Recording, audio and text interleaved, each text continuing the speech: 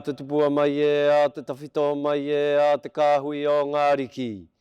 Mai a tāwhiwhi ki ngā tua. O i kataki nā te Māori, ko te Māori ahua noa, ki runga ki enei mātanga, ki runga ki enei pūkenga, ki runga ki enei wānanga.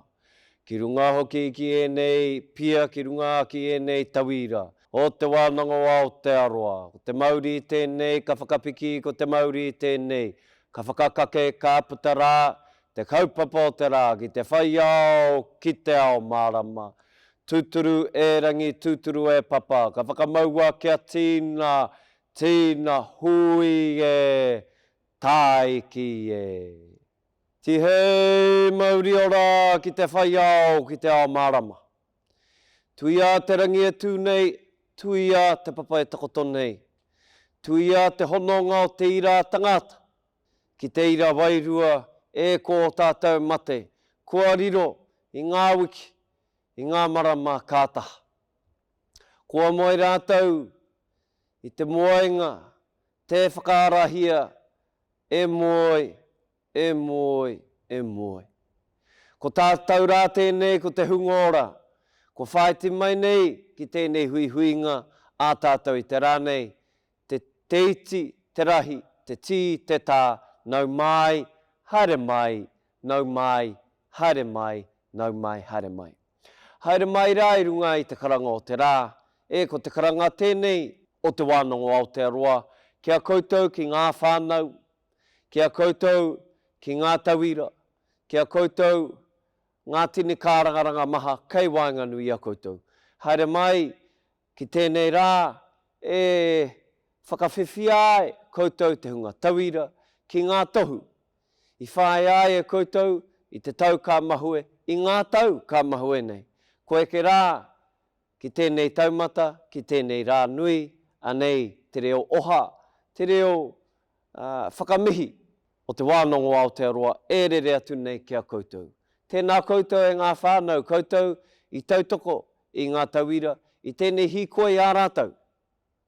Nā koutou rātou i whakatuara, nā koutou rātou i manaki, nā koutou rātou i tautoko.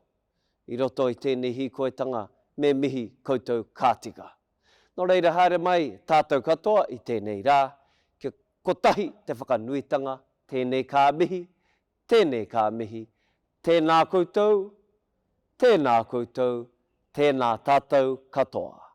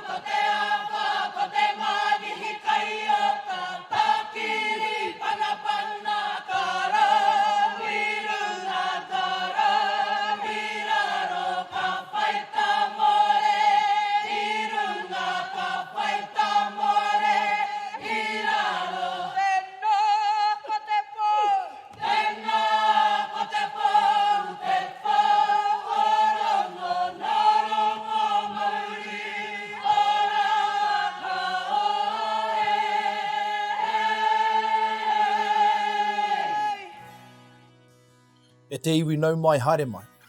Ki te Puāwaitanga o te wānanga o Aotearoa ki Tāmaki makaurau. Mō ngā tauira o te tau 2021. Ko hone haunui rāpana tēnei no te marae o Wāhi Pā, and I will be your host for this ceremony. Te wānanga o Aotearoa firmly believes in celebrating tauira success and achievement. During these times, we move to online graduation ceremonies for the health and well-being of our kaimahi, tauira and families. Before we move into presentations and acknowledge our graduates today, we have a special guest that would like to share a few words with you. E te whānau, it is my pleasure to introduce you all to our kaiwhakatere, our Chief Executive of Te Wānanga o Aotearoa, Nepia Winiata, to formally welcome you. He mihi tēnei ki a koutou, ngā ahonga kua tai atu ki te tihi o te maunga mātauranga. Ka mau te wehi ki a koutou. One of the things I loved most about working for Te Wānanga o Aotearoa is our graduation ceremonies, where we get to celebrate your success alongside your whānau and friends, even in a virtual environment like today. We are saddened that we can't celebrate in person, but we are doing whatever we can to contribute to this continued safety of our communities across the motu. Graduation is a special occasion and something you should take immense pride in.